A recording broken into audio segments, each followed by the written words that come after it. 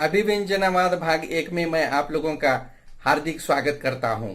मेरा नाम महेश कोड़ी है। वालचंद कला एवं विज्ञान महाविद्यालय सोलापुर स्नातकोत्तर हिंदी विभाग में अध्ययन एवं अध्यापन का काम करता हूं। यहाँ पर बेनेडिक्टो क्रोचे का सामान्य परिचय और अभिव्यंजनावाद के संदर्भ में हम लोग आज चर्चा करने वाले हैं। अभिव्यंजनावाद भाग 1 में आप लोगों का एक बार फिर से हार्दिक स्वागत है। इसमें आप लोग अभिव्यंजनावाद के प्रवर्तक बेनेडिक्टो क्रोचे का सामान्य परिचय और अभिव्यंजनावाद के संदर्भ में जानकारी प्राप्त होगा। सबसे पहले अभिव्यंजनावाद के प्रवर्तक बेनेडिक्टो क्रोचे का सामान्य परिचय प्राप्त कर लेना अत्यंत आवश्यक है। क्रोचे का जन्म इटली के प्रसिद्ध नगर नेपल्स में सन 1866 ईस्वी में एक संपन्न परिवार में हुआ। 20वीं शताब्दी के दार्शनिकों में उनका महत्वपूर्ण स्थान है। उनके द्वारा प्रवर्तित अभिव्यंजनावाद नामक साहित्य सिद्धांत आलोचना जगत में चर्चा का विषय रहा है। सन 1910 से 1921 तक वे इटली के शिक्षा मंत्री रहे हैं। उनके कार्य और अनुभव का क्षेत्र पर्याप्त व्यापक रहा, जिसका प्रभाव उनकी चिंतन पद्धति पर परिलक्षित होता है। उनकी मृत्यु सन 1952 ईस्वी में हुआ।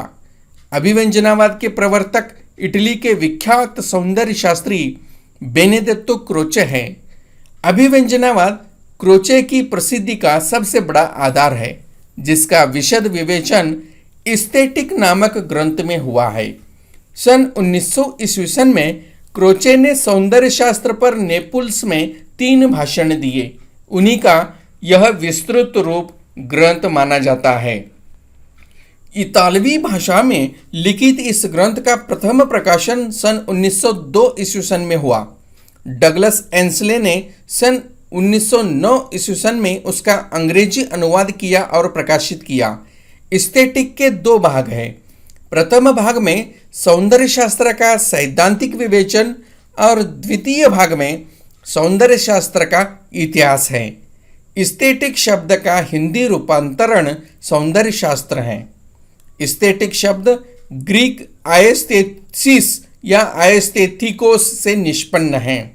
एस्थेटिक का अर्थ है इंद्रिय प्रत्यक्ष अर्थात इंद्रिय ग्राह्य ज्ञान। इसका प्रयोग केवल सौंदर्यात्मक ज्ञान के लिए होता है। इस प्रकार क्रोचे के एस्थेटिक हिंदी में सौंदर्य शास्त्र के रूप में रूपांतरण हुआ। अब हम लोग अभिव्यंजनावाद के संदर्भ में जानकारी लेंगे।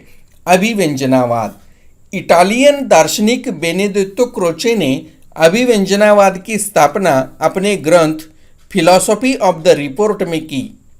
अभिव्यंजनावाद से अभिप्राय उस वाद या काव्य सिद्धांत से है जिसमें भावनाओं की अभिव्यक्ति को ही कला कहा जाता है। इस सिद्धांत के अनुसार कलाकार या कवि मात्र अपने अंतर की भावनाओं को प्रकाशित करता है, किसी बाह्य वस्तु का रूपांकन नहीं करता। यह भावना उसकी विशुद्ध वैयक्तिक वस्तु होती है और उसकी सार्थकता उसको अभिव्यक्ति करने में है।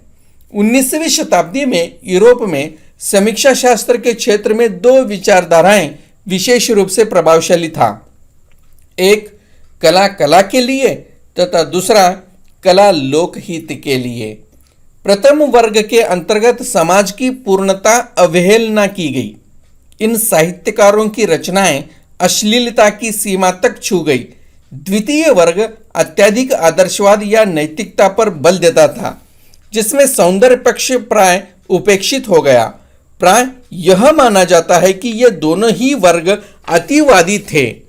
प्रतिक्रिया स्वरूप एक ऐसे सिद्धांत की आवश्यकता का अनुभव किया गया जिसमें उक्त दोनों अतिवादी विचारधाराओं का समन्वय हो। इस मांग की पूर्ति अभिव्यंजनावाद ने 20वीं शताब्दी में की। अभिव्यंजनावाद शब्द का अर्थ है प्रकट करना। अभिव्यक्ति इसका पर्याय है। मन के आंतरिक भाव व विचार का बाहर आना ही अभिव्यंजना है। तो अगले भाग में हम लोग बेनेडिक्टो क्रोचे की कला विषयक धारणा, अंतःप्रज्ञा और अभिव्यंजना का नित्य संबंध, सहजानुभूति और अन्य मानसिक व्यापार, सहज ज्ञान और कला आदि के संदर्भ में जानकारी लेंगे। इसके लिए अधिक जानकारी प्राप्त करने के लिए आप लोग इन संदर्भ ग्रंथों का प्रयोग कर सकते हैं। पाश्चात्य काव्य शास्त्र के सिद्धांत शांति स्वरूप गुप्त, मैथिली प्रसाद भारद्वाज, पाश्चात्य काव्य शास्त्र विजयपाल सिंह। अगले भाग में हम लोग पुनः मिलेंगे, तब तक के लिए धन्यवाद। तो कैसे लगा आप लोगों को बेनेडिक्टो क्रोचे का सामान्य परिचय और अभिव्यंजनावाद? अभिव्यंजनावाद भाग 2 में हम लोग पुनः कला विषयक धारणा को लेकर आने वाले हैं। तब तक के लिए धन्यवाद।